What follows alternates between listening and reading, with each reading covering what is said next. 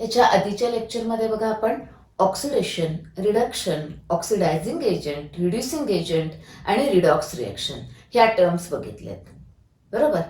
Classical definition आणि electron transfer दोन्ही concept आपण पाहिलेले आहेत. आता प्रिव्हियस सेशनमध्ये बघा आपण ही रिएक्शन कन्सिडर केली होती. हा आयोनिक कंपाऊंड तयार झालाय, तर हे आयन्स आहेत. बरोबर.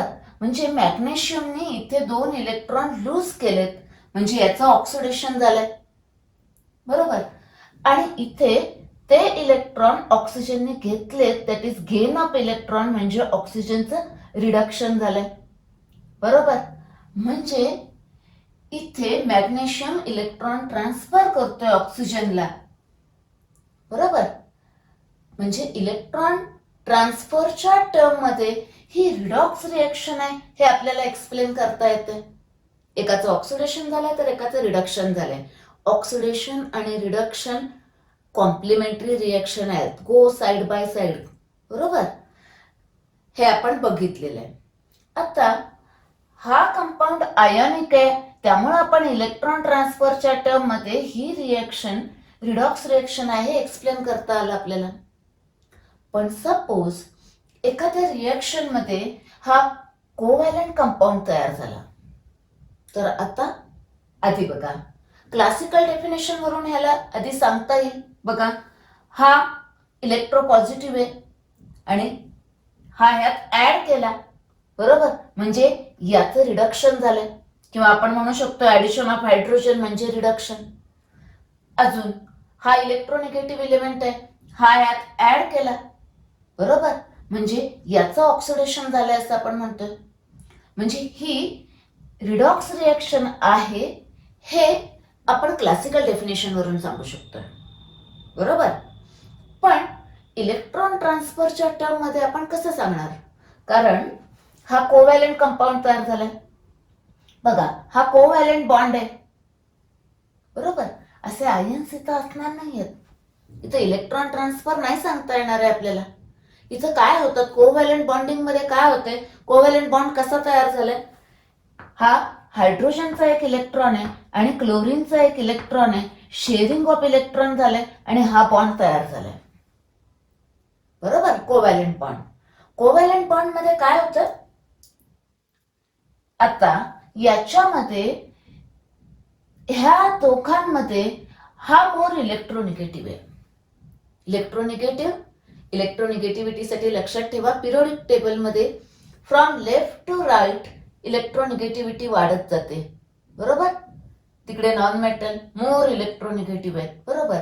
आणि top to bottom in any group electronegativity decreases होत जाते तिकडे. बरोबर. तर हा मोर इलेक्ट्रोनिगेटिव्ह आहे याच्यापेक्षा. आणि तुम्हाला काही डाऊट असेल तर तुम्ही कमेंटमध्ये तसं लिहा, मी तुम्हाला एक्सप्लेन करून देते. हा मोर इलेक्ट्रोनिगेटिव्ह आहे, त्यामुळं हा इलेक्ट्रॉन असा इकडे पुल करतोय. बरोबर. त्यामुळे इलेक्ट्रॉन डेन्सिटी इकडे वाढतीये. बरोबर.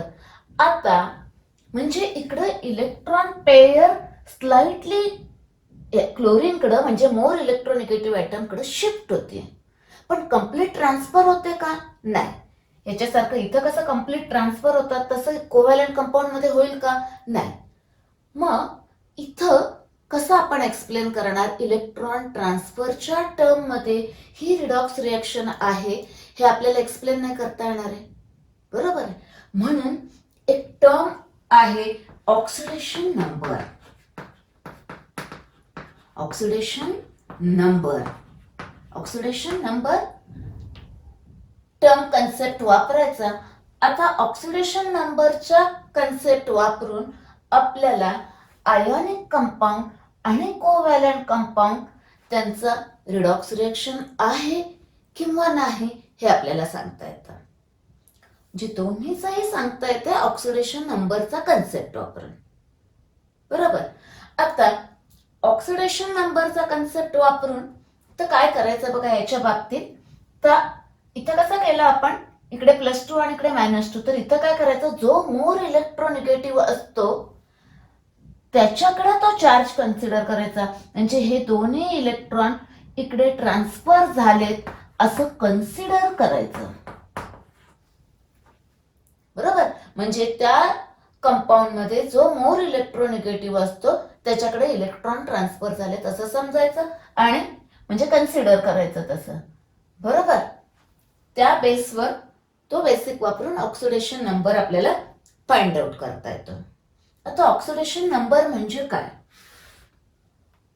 बरोबर, आता बघा ऑक्सिडेशन नंबर एकदम सिंपल आहे. Oxidation number of an element in a compound. आता बघा हा इलेमेंट आहे, हे कंपाऊंड आहे. Oxidation number of an element in a compound is number of electrical charges that carries. किती कॅरी करतो हा ऍटम ह्या कंपाऊंड मध्ये? 2+, दॅट इज +2, म्हणजे त्याचा ऑक्सिडेशन नंबर +2. ऑक्सिजनचा किती? -2. हा त्याचा ऑक्सिडेशन नंबर झाला. ऑक्सिडेशन नंबर म्हणजेच त्याची ऑक्सिडेशन स्टेट असते. ओके, आता ऑक्सिडेशन नंबर तुम्हाला कळला. आता ऑक्सिडेशन नंबर फाइंड आउट करण्यासाठी काही वर्किंग रूल्स आहेत. बरोबर, ते रूल्स आपण बघूया आधी. आणि एकदा मी ट्रिक सांगणार आहे. रूल कसे लक्षात ठेवायचे एकदम सोपे आहेत रूल. एकदा का तुम्हाला ते रूल कळले की मग आपण पुढच्या लेक्चरमध्ये ऑक्सिडेशन नंबर कसा फाइंड आउट करायचे अशी वेगवेगळी एक्झाम्पल्स घेणार आहेत. आता आपण आधी ऑक्सिडेशन नंबर कसा फाइंड आउट करतात, कसा डिटरमाइन करतात त्याचे रूल्स बघणार आहेत आधी आपण. Okay, rules for determination of oxidation number एकदम सिंपल आहेत. 7 रूल आहेत. आता रूल लक्षात कसे ठेवायचे ते सांगते बघा. पहिला रूल पहिल्या ग्रुपचा पिरियडिक टेबल मधल्या, दुसरा रूल दुसऱ्या ग्रुपचा, तिसरा रूल तिसऱ्या ग्रुपचा, चौथा रूल ऑक्सिजनचा तिकडचे, पाचवा रूल हॅलोजनचा, सहावा रूल हायड्रोजनचा इथे मध्ये येईल. बरोबर, आणि सातवा रूल सगळे एलिमेंटचा. बरोबर, 1 बाय 1 बघू आपण. फर्स्ट रूल आहे फर्स्ट ग्रुपचा. फर्स्ट ग्रुप मध्ये कोण आहे? Lithium, sodium, potassium, rubidium, caesium, francium. 1 electron in their last chain, therefore they have tendency to lose 1 electron, therefore oxidation number त्यांचा काय येईल? +1. ओके, therefore आता आपण इथं लागणारे कॉमन एक्झाम्पल थोडे घेऊया. सोडियम, पोटॅशियम +1, फर्स्ट ग्रुपच्या सगळे एलिमेंटचा +1. ओके, हे फिक्स असतात, कधी बदलणार नाही. सोडियमचा पोटॅशियमचा ऑलवेज +1 म्हणजे फर्स्ट ग्रुपचे +1. नेक्स्ट, आता सेकंड रूल सेकंड ग्रुपचे. Second group beryllium, magnesium, calcium, strontium, barium, radium. बरोबर, ह्यांचे लास्ट शेल मध्ये 2 electron, they have tendency to lose 2 electron म्हणजे काय येणार? +2. बरोबर, कॅल्शियम, मॅग्नेशियम कॉमन तेवढे लिहिते येतं, त्यांचा ऑक्सिडेशन नंबर काय येणार? +2. बरोबर, आता थर्ड ग्रुप मध्ये ॲल्युमिनियम लक्षात ठेवायचं फक्त. ॲल्युमिनियम +3. बरोबर, 3 झाले. आता चौथा रूल मी कोणाचा सांगितला? ऑक्सिजनचा. आता तिकडचे. बरोबर, आता ऑक्सिजनचा बघा. ऑक्सिजन युजली -2 असतो. 16th ग्रुप आहे ना. बरोबर, जुन्या याच्या प्रमाणे 6 आहे म्हणून तो लास्ट शेल मध्ये किती? 6 इलेक्ट्रॉन. एक्सेप्ट 2 इलेक्ट्रॉन्स म्हणजे काय येणार? -2 होणार ना, म्हणून काय आलं? -2 युजली. आता काही याचे एक्सेप्शन्स आहेत, तेवढे एक्सेप्शन्स लक्षात ठेवायला लागणार आहेत. बरोबर, बघा एक्सेप्शन आहे. पहिला एक्सेप्शन आहे पेरॉक्साईड. पेरॉक्साईड मध्ये त्याची -1 असते. तर पेरॉक्साईड म्हणजे काय? जिथं ओ लिंकेज असं लिंकेज असतं त्याला पेरॉक्साईड लिंकेज म्हणतात. जे पेरॉक्साईड मध्ये ऑक्सिजनची -1. बरोबर, म्हणजे याची -1 याची -1 असते. एक्झाम्पल्स बघा. H2O2 हायड्रोजन पेरॉक्साईड आहे. Na2O2 सोडियम पेरॉक्साईड आहे. बरोबर, तिथं ऑक्सिजनची -1. नेक्स्ट अजून आहे सुपर ऑक्साईड. सुपर ऑक्साईड आता तुम्ही जसजसे टॉपिक शिकाल तिथे येणार आहे, तुम्हाला एस ब्लॉक एलिमेंटचा स्टडी कराल तिथे येणार आहे. Super oxide for example KO2, बरोबर, तिथं त्याचे ऑक्सिडेशन नंबर काय असतं ते सांगते मी आधी, -8. आता तुम्ही फक्त हे रूल लक्षात ठेवा. एकदा हे रूल लक्षात राहिले की बस पुढचं काम खूप सोपं आहे. बरोबर, सुपर ऑक्साईड मध्ये ऑक्सिजनची -1 असते. एक्झाम्पल आहे KO2 आहे, रुबिडियम ऑक्साईड आहे, म्हणजे रुबिडियम सुपर ऑक्साईड आहे. आता बघा इथं के ची फिक्स असते ना, +1 किंवा रुबिडियमची +1, याची +1 म्हणजे ऑक्सिजन ऑक्सिजन त्याची 2 ऑक्सिजनची -1 असणार. ते कसं फाइंड आउट करायचं मी सांगते. म्हणजे एका ऑक्सिजनची काय येईल, -½ बरोबर. नेक्स्ट अजून 2 एक्झाम्पल आहेत. ऑक्सिजन डायफ्लोराइड म्हणजे OF2 मध्ये. आता बघा मी तुम्हाला मगाशी सांगितलं तसं जो मोर इलेक्ट्रोनिगेटिव्ह असतोय त्याच्याकडे ट्रान्सफर झाली असं कन्सिडर करायचं. मग आता इथे लक्षात ठेवायचंय इलेक्ट्रोनिगेटिव्हिटी अशी वाढते म्हणून सांगितले. Fluorine is the most electronegative element in the periodic table. Fluorine कुणाशीही कंबाईन होते त्याची ऑलवेज -1 असणार, कारण तो ग्रुप नंबर 17 म्हणजे लास्ट शेल मध्ये 7 इलेक्ट्रॉन्स आहेत, म्हणजे ते एक्सेप्ट 1 इलेक्ट्रॉन करणार आहेत. बरोबर, आणि तो इलेक्ट्रोनिगेटिव्हिटी अशी वाढत जाते. लास्टला येतो तिकडे सगळ्यात मोस्ट इलेक्ट्रोनिगेटिव्ह आहे, तो कुणाशीही कंबाईन झाला तरी तो 1 इलेक्ट्रॉन घेणार आहे. म्हणजे फ्लोरीनची -1, 2 फ्लोरीन आहेत म्हणजे -2, म्हणजे हे झालं -2, म्हणजे हे येणार आहे +2. हे कसं आलं मी डिटेलमध्ये तुम्हाला कसं कॅल्क्युलेट करायचं डिटेलमध्ये सांगणार आहे. आता फक्त ह्या एक्झाम्पल पुरते ते लक्षात ठेवा. बरोबर, म्हणजे ह्या कंपाऊंड मध्ये ऑक्सिजनची काय येणार आहे, +2. आता O2F2 काय बघा, याची -1 -2 म्हणजे -2 म्हणजे याची +2 म्हणजे याचं काय येणार आहे, +1. एका ऑक्सिजनची +1 येणार आहे. आपण ते कॅल्क्युलेट करणार आहे नंतर. बरोबर, आता फक्त एवढे 4 एक्सेप्शन लक्षात ठेवा. पेरॉक्साइड मध्ये ऑक्सिजनची -1, सुपर ऑक्साइड मध्ये -½ OF2 एक कंपाऊंड त्याच्यामध्ये +2 आणि O2F2 मध्ये ऑक्सिजनची +1. हे एवढे सोडले की इतर वेळी ऑक्सिजनची ऑलवेज -2 म्हणजे बाकीच्या कंपाऊंड्स मध्ये त्याची -2 असते. बरोबर, आता आपण पुढचे कंपाऊंड्स घेतोय. बघा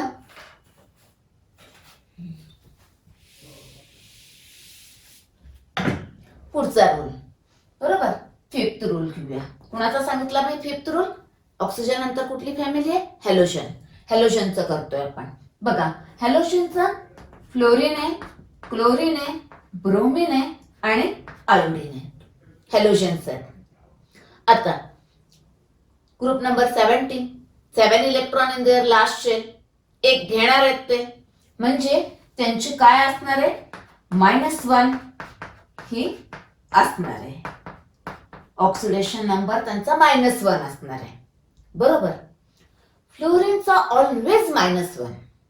पण आता काय होते बघा, when this chlorine, bromine, iodine हे हॅलोजन जेव्हा ऑक्सिजन किंवा फ्लोरीन बरोबर कंबाईन होतात, आता या तिघांपेक्षा हे दोघं मोर इलेक्ट्रोनिगेटिव्ह आहेत. मग जेव्हा हे फ्लोरीन बरोबर किंवा ऑक्सिजन बरोबर कंबाईन होतात तेव्हा ऑक्सिजन आणि फ्लोरीन मायनस होणार, निगेटिव्ह होणार, म्हणजे ह्यांना पॉझिटिव्ह व्हायला लागेल. मग त्यांचे पॉझिटिव्ह असतात +1, +3, +5 आणि +7. कधी असणार हे, when they combines with oxygen or fluorine. लक्षात ठेवायचे. बरोबर, मी सगळी एक्झाम्पल पुढच्या सेशन मध्ये आपण घेणार आहे, सॉल्व्ह करणार आहे, कसा त्याचा +1 येतो, कसा +7 येतो सांगणार आहे तिथे. तर फक्त रूल लक्षात ठेवा. ओके, नेक्स्ट रूल कोणाचा सांगितला मी, इकडे बघा. आता हा फर्स्ट ग्रुपचा पहिला रूल झाला, दुसरा रूल झाला, तिसरा रूल झाला, चौथा झाला, पाचवा झाला. तर हायड्रोजन त्याची प्लेस फिक्स नाही आहे, त्याचा रूल घ्यायचा आपल्याला. रूल नंबर 6 हायड्रोजनचा घ्यायचा. पिरियोडिक टेबल कशासाठी, फक्त रूल लक्षात ठेवण्यासाठी, सिक्वेन्स लक्षात ठेवण्यासाठी तुम्हाला डोळ्यासमोर ठेवलं. बरोबर, आता हायड्रोजन, हायड्रोजनचा बघा. आता हायड्रोजन जेव्हा नॉन मेटल बरोबर कंबाईन होतोय, म्हणजे आता हायड्रोजनची प्लेस इथे आहे, तो जेव्हा इकडच्या नॉन मेटल बरोबर कंबाईन होतोय तेव्हा त्याची ऑलवेज +1 असते. ऑक्सिडेशन नंबर त्याचा +1 घ्यायचा. पण समजा तो मेटल बरोबर कंबाईन झाला तर काय होणार? आता सोडियम आणि पोटॅशियम किंवा कुठलेही फर्स्ट ग्रुपचे मेटल्स आहेत ते ऑलवेज +1 असतात, बरोबर. आता आपण घेऊया एक सोडियम घेऊ, +1 असणार आहे. मग त्याच्याबरोबर जर हायड्रोजन कंबाईन झाला तर त्याला ऍक्सेप्टच करावं लागेल, हायड्रोजनला एक इलेक्ट्रॉन ऍक्सेप्ट करावा लागेल. आणि मग काय होणार आहे त्याचं? H-1. म्हणजे जेव्हा तो मेटल बरोबर कंबाईन होतो तेव्हा त्याची -1 असते आणि -1 असते त्याला काय म्हणतात? हायड्राइड्स म्हणतात, बरोबर. Sodium hydride, potassium hydride, calcium hydride, magnesium hydride अशी एक्झाम्पल देता येतील आपल्याला. म्हणजे मेटल बरोबर कंबाईन झाला की -1, कारण मेटल पॉझिटिव्ह असतात म्हणून. आणि नॉन मेटल बरोबर तिकडे कंबाईन झाला तर ऑलवेज हायड्रोजन +1. ओके, समजलंय? नेक्स्ट आता म्हणजे जनरली त्याची लक्षात ठेवायची +1 असते जेव्हा मेटल हायड्राइड्स असतात, बरोबर, तेव्हा -1. H-1 त्याला हायड्राइड म्हणतात. ओके, नेक्स्ट आता 7th रूल आपला सगळ्या एलिमेंटसाठी. Elements in a elementary state किंवा प्री स्टेट मध्ये असेल तर त्याचा ऑक्सिडेशन नंबर 0.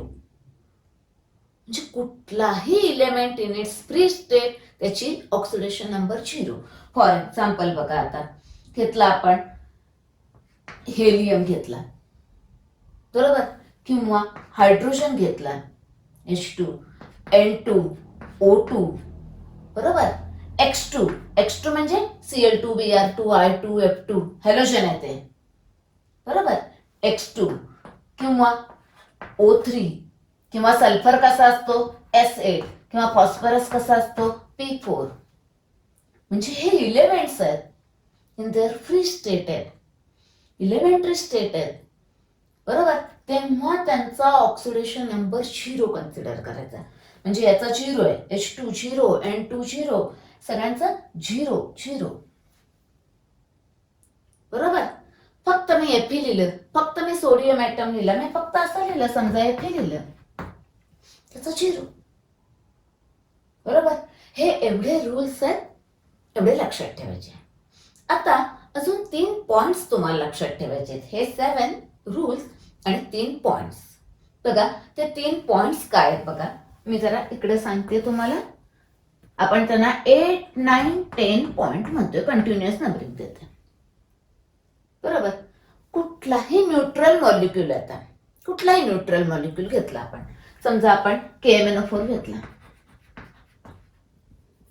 किंवा SO2 घेतला, म्हणजे न्यूट्रल मॉलिक्यूल म्हणजे याच्यावर काही चार्ज नाहीये, तर त्यांचा आता कुणाचाही यातला ऑक्सिडेशन नंबर काढायला सांगितलं आपल्याला, तर हे सगळे रूल वापरून आपल्याला फाइंड आउट करता येतं.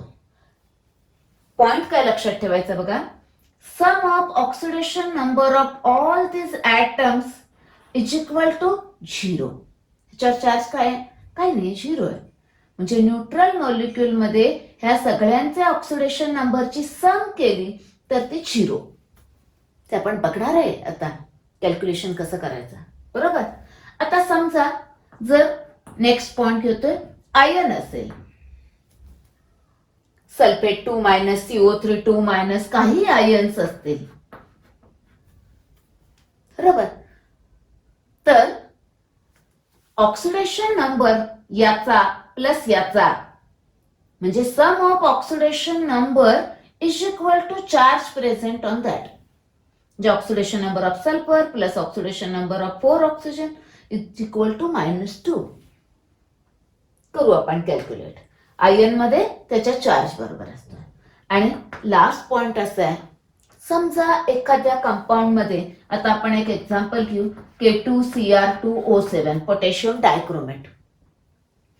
आता क्रोमियमचा फाइंड आउट करायचा आहे समजा आपल्याला, पण इथं 2 ऍटम आहेत ना क्रोमियमचे, मग 2 ऍटमचा फाइंड आउट करायचा आणि डिवायडेड बाय 2 म्हणजे आपण काय करतोय इथं average oxidation number find out करतोय. बरोबर. हे 3 पॉइंट्स लक्षात ठेवायचे. तुम्हाला एकदा एक्झाम्पल मी सॉल्व्ह करून दिलं ना की पटकन लक्षात येईल. तिकडे ते पॉइंट्स लक्षात फक्त जस्ट माहिती करून घ्या. ओके. पण हे पॉइंट्स खूप महत्वाचे आहेत. पहिल्या ग्रुपचे +1, सेकंड ग्रुपचे +2, नंतर तिसरा ग्रुप मधल्या ॲल्युमिनियमचा +3, ऑक्सिजनचा युजली -2. हे एवढे एक्सेप्शन्स. मग हॅलोजनचे usually -1, but chlorine, bromine, iodine when combined with oxygen or fluorine, then they have a positive oxidation number, either this or this, anyone. हायड्रोजनचा युजली +1, मेटल हायड्रेट मध्ये -1 आणि oxidation number of any element in its free state और elementary state is 0. आणि ते 3 point. Okay. आता आपण next session मध्ये example solve करूया. ओके. इथं अजून एक पॉइंट मेन्शन करायचं आहे. इथे बघा, हे पॉलीएटॉमिक आयन आहे. समजा मोनोएटॉमिक आयन असेल, कुठलाही असेल, आता Fe+2 आहे समजा किंवा Mn+2 आहे, तर इथं काय आहे, याचा ऑक्सिडेशन नंबर इथं Feचा +2, त्या आयनचा तो त्याचा ऑक्सिडेशन नंबर आयन असेल तर लिहिलं असेल तर. बरोबर. आणि अजून इथं मी म्हटलं की हे पॉझिटिव्ह असतात. दुसरे पण पॉझिटिव्ह ऑक्सिडेशन नंबर अजून +6 वगैरे पण असू शकतात. हे मी एक जनरल कॉमन एवढे पॉझिटिव्ह लिहिलेले आहेत. ओके.